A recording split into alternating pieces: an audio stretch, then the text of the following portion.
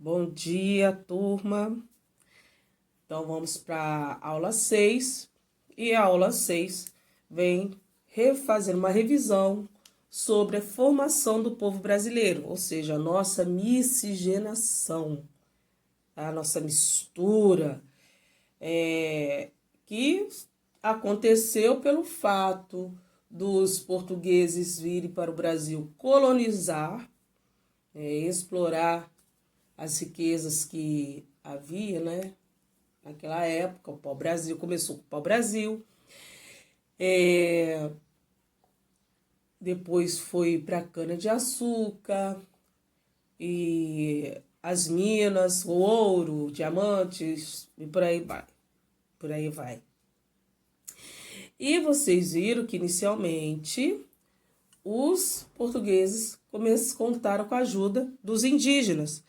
Porém, eles se rebelaram, porque na cabeça deles, até hoje, não via sentido em acumular coisas. Eles só usavam o estritamente necessário. Ponto. Então, o que eles fizeram? Eles foram para a África, trouxeram escravos negros escravizados para o Brasil para trabalhar nessa extração, trabalhar na lavoura, trabalhar na mineração, e entre outras coisas. Então, dali foi ocorrendo as misturas das raças, as misturas das etnias, e saiu o povo brasileiro que a gente tem hoje, que é todo misturado. Ninguém é totalmente branco, ninguém é totalmente negro. Claro que tem gente que é totalmente branco, que segue a família, mas enfim. E a gente estuda essa miscigenação para quê? Para compreender quem somos, compreender como somos e respeitar a nós mesmos primeiro, nos aceitar como somos através do tom da nossa pele, do tipo do nosso cabelo,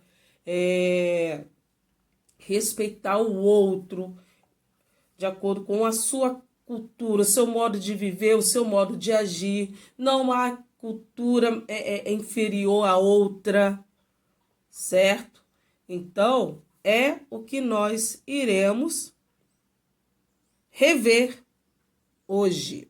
O primeiro texto fala sobre essa formação, essa miscigenação que ocorreu no século XVI, em 1500, 1530, para cá, certo? E com isso, o que acontece? Houve uma interação, ora tranquila, ora polêmica. A relação entre os portugueses e os negros escravizados nunca foi uma relação amistosa. Até hoje tem resquícios daquela época. Sempre aparece alguém sendo discriminado por ser negro, discriminado pelo tom da pele, pelo cabelo e por aí vai.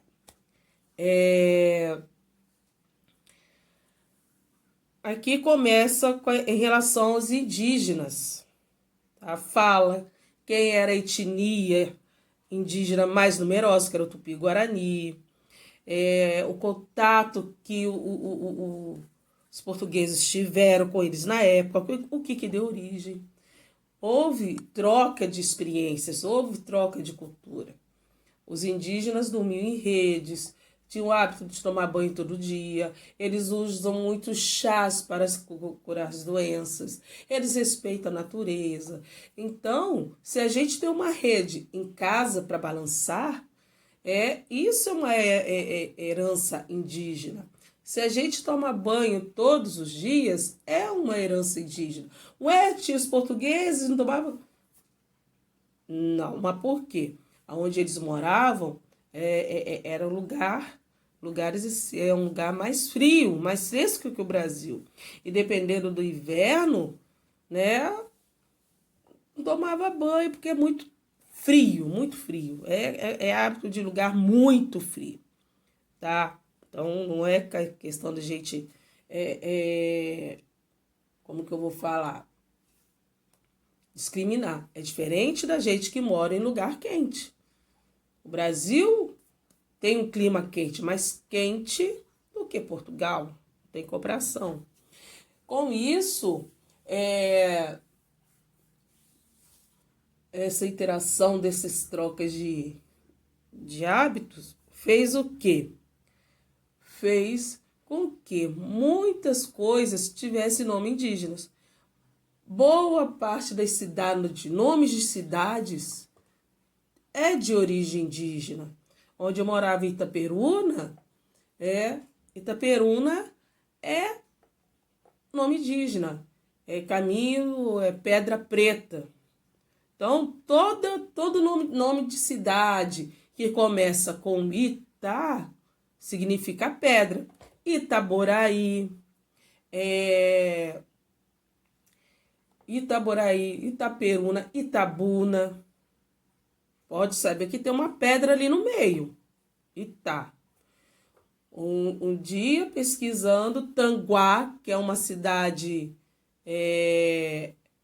da região metropolitana do Rio, perto de Itaboraí. Tanguá significa tamanduá.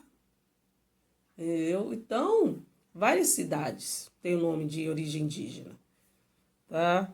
E a gente, se tiver curiosidade, pesquisa. Aqui em Rio das Ostras tem um lugar que tem nome de origem indígena, que começa com Itá. Itapebuçus. Tá? Pedra. Você pode ver que lá, pela Lagoa de Itapebuçus, que fica próximo à fazenda, tem muitas pedras, muita pedreira, né? Costão rochoso. Então, Itapebuçus, eu sei que tem pedra ali. Agora, o buçus eu não sei o que significa, mas enfim, é só pesquisar, tá?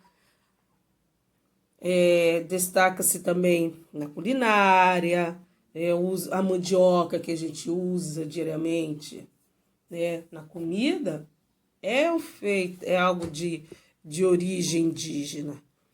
Então, muitas coisas, muitos utensílios domésticos, plantas, chás,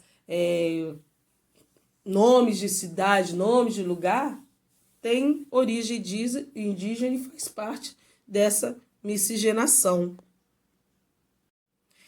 Agora, vocês vão responder, vão colocar para mim aí no grupo as respostas das questões 1, 2 e 3, referente ao texto que eu expliquei. Quais são os principais grupos que formaram o Brasil? Segundo o texto, entre os povos indígenas, qual era a etnia mais numerosa? Na culinária, qual era o alimento em destaque? Tá? E você? Você sabe que se você tem algum hábito indígena? Relate aí no grupo.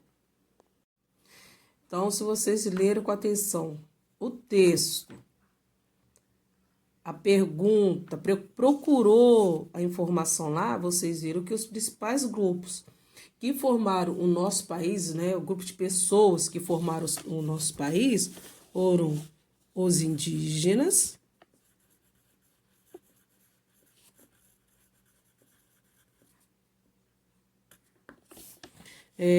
os portugueses, vírgula, a gente está citando,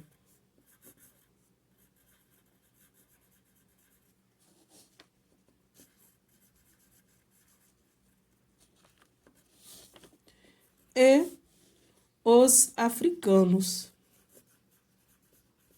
É claro que vieram outros povos para cá, mas tá perguntando aqui os principais, certo? Segundo o texto, entre os povos indígenas, qual era a etnia mais numerosa? Voltando lá no texto, a etnia mais numerosa, ó, já tá aqui.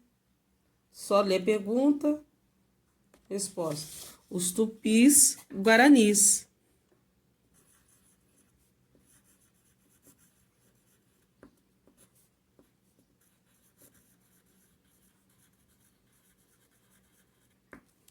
Guaranis.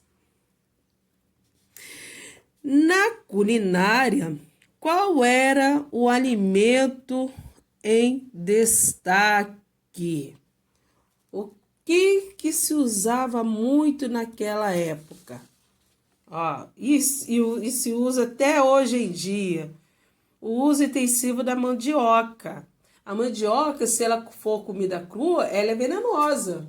Mas os indígenas souberam manuseá-la de tal forma que a gente se alimenta e não morre. Então, quando a mandioca passa pelo processo do cozimento, tá? Todo processo de cozimento não faz mal a gente. Então, ele domesticou, os indígenas domesticou a mandioca. Quem não gosta de uma farofinha, um tutu, um pirão, nossa, a mandioca.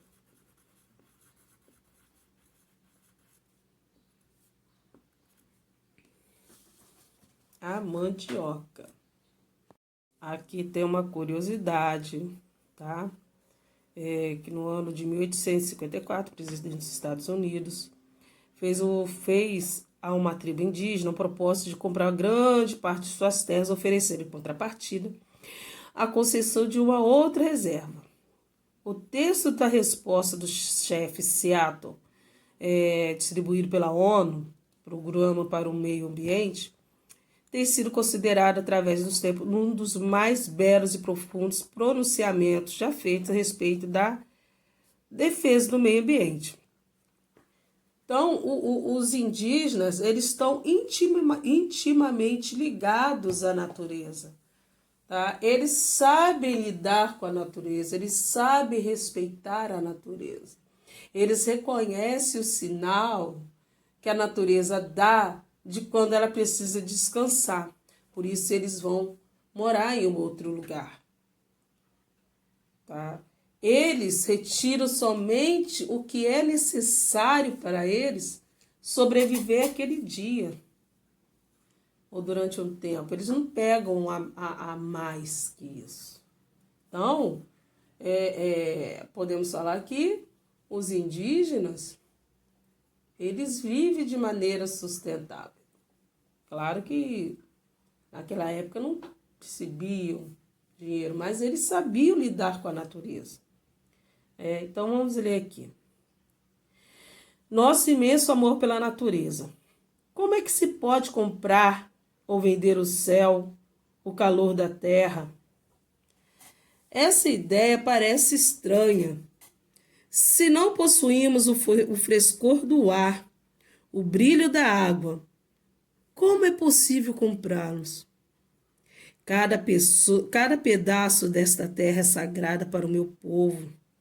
Cada ramo brilhante de um pinheiro, cada punhado de areia das praias, a penumbra da floresta densa, cada clareira e inseto a zumbir são sagrados na memória e experiência do meu povo. Trecho extraído da fonte unicinos.br.ensino propulsor.carter, Cacique Seattle. Então, aqui vem falando a experiência que ele tem em relação, o povo dele, em relação com a natureza, que para eles aquilo é muito sagrado, porque eles fazem parte da natureza, certo? Aí vem o 4. As tribos indígenas de nosso país são formadas por pessoas que amam as terras, os ventos, os mares, assim como as tribos de outros lugares do mundo. O que você entende que este trecho da carta quis dizer? Releia a carta. Ouça o que eu disse sobre os indígenas. Tá? Releia. ouça de novo e escreva aí o que você entendeu, o que a carta quis dizer, tá? O 5 é o seguinte, você já deve ter feito, né? Faça uma pesquisa e na tabela abaixo anote o nome, os nomes que dão origem indígena. Se possível, pesquise também seus significados. Pode ser nome de lugar, planta, animal, comida, tá?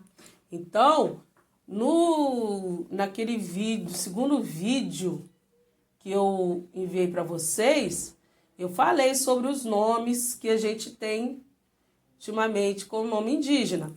Então, se você não pesquisou, vai na pesquisa do Google e coloca lá nomes de origem indígena no Brasil e vai aparecer. E complete aí. Vou estar esperando as respostas, tá bom? Bem, o que a gente pode entender com o trecho da carta que o chefe Seattle escreveu? Que a natureza para eles é sagrada.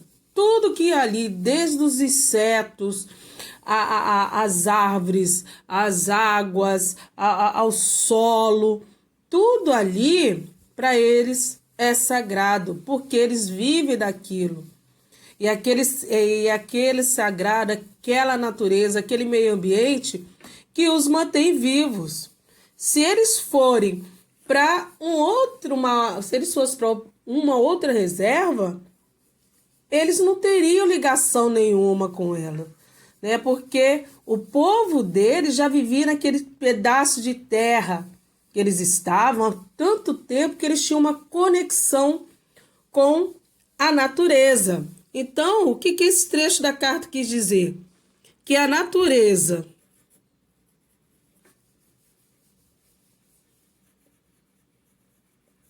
do lugar que eles moravam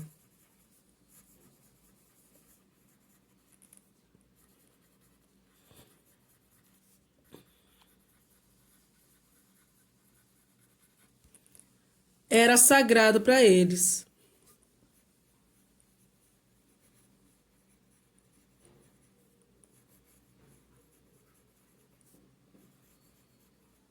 Eles tinham uma interação com aquele ambiente, certo? Eles tinham uma interação, eles tinham uma conexão com aquele lugar, tá? Então, a natureza daquele lugar para eles era sagrada.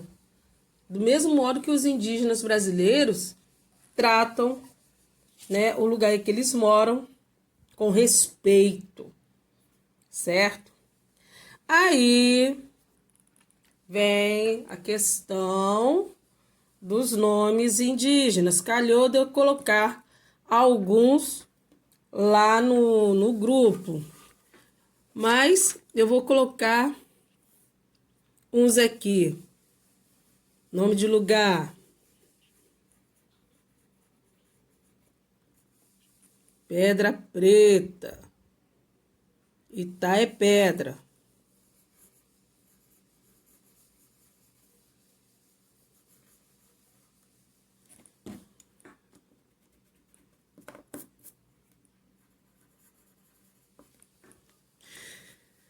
Tanguá. Tamanduá.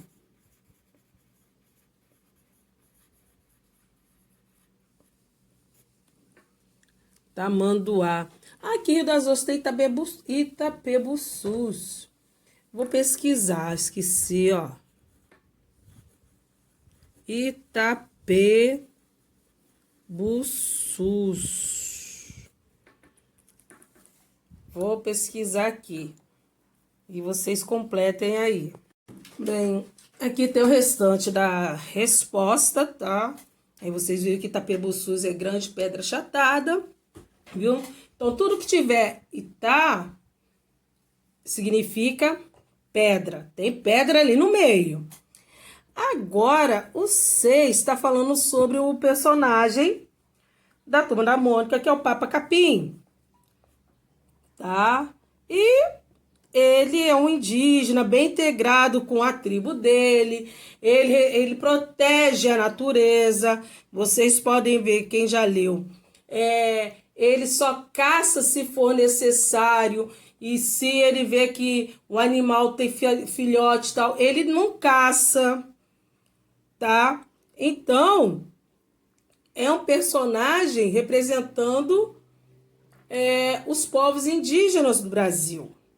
E ali, nessas tirinhas, vem também mostrando alguns dos problemas enfrentados por ele, pela tribo dele, tá? Então, vocês vão ler a história direitinho. Caraíbas é uma palavra indígena que significa homem branco. Então,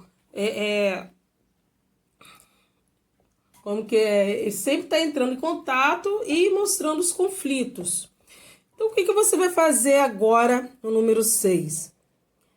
Papa Capim é um personagem indígena e ele representa os índios do nosso Brasil nas aventuras na Turma da Mônica. Agora é sua vez de fazer um representante do Brasil. Se você fosse desenhar um índio, como ele seria? Aqui você vai desenhar o seu índio e aqui você vai desenhar o local em que ele iria morar. Lembrando que os indígenas estão muito integrados à natureza, então geralmente a maior parte dos indígenas moram aonde? Como que são as casas deles? É o que vocês vão desenhar, vão tirar foto e vão enviar para mim, certo? Bem, a 7 é uma produçãozinha de texto, tá? Onde você vai escrever uma história falando sobre os primeiros habitantes de nossas terras, né? Sobre os indígenas. Dali vocês vão falar como é que eles viviam, como que era o lugar que eles moravam, o que eles faziam para manter-se vivos, tá? Então, vocês vão começar, tá aqui o espaço para colocar o título. Então, primeiro, assim, geralmente, quando eu começo um texto, eu começo situando o tempo. Os primeiros indígenas, os primeiros habitantes viviam em que época? Tá? Pelos idos de 1500, bem antes da chegada dos portugueses ao Brasil. Então, você está situando o tempo que aconteceu, em que você se inspirou para poder escrever essa história. Então, colocou o tempo e tal, vírgula. Os primeiros habitantes viviam aqui no Brasil de que maneira? Como que eles viviam? Como que eles se vestiam? O que eles utilizavam como adorno, ou seja, enfeites no corpo. Como que era o lugar em que eles viviam? O que tinha ali naquele ambiente que eles viviam? O que eles aproveitavam daquele ambiente? O que eles faziam para se manter vivos? Como que eles buscavam a alimentação? Tá? Então, você vai vendo aí, vai administrando os parágrafos de acordo com as informações que forem acrescentando sobre os indígenas. Eu falo assim que cada parágrafo é uma informação nova sobre o assunto que você está trabalhando. Então, aqui são os indígenas. Lembrando que vocês vão ter que utilizar as palavras do quadro. Tá aqui. Índios, matas, floresta, água, rios, pássaros, peixes, caçar. Lembrando que a gente encerra um texto geralmente com um pouquinho da nossa opinião, do que você, entendeu? Finalmente, eu vejo que os indígenas, assim, pronto, certinho? Aí vocês vão tirar a foto, uma foto nítida, e enviar para o meu número privado. E tem aqui o número 8, que é para refletir sobre o trecho da carta. Os rios, nossos irmãos, saciam nossa sede. Os rios carregam nossas canoas, alimentam nossas crianças. Se lhe vendermos a terra, vocês devem lembrar e ensinar seus filhos que os rios são nossos irmãos e seus também. E, portanto, vocês devem dar aos rios a bondade que dedicariam a qualquer irmão. Certo? Então, está falando que eles tratam a natureza com tal respeito como se fosse um ser vivo, um ser humano. Porque tá ligado, porque dizer que a gente não vive sozinha. O ser humano depende de um para o outro para poder sobreviver. E os indígenas tratam a natureza, tratam os rios como seres humanos, porque eles dependem, a vida deles depende do rio, tá? Então, agora escreva nesses balões o que você gostaria de dizer às pessoas sobre como devemos cuidar das nossas terras e de nosso povo. Você vai pegar e vai escrever nos balões, certinho?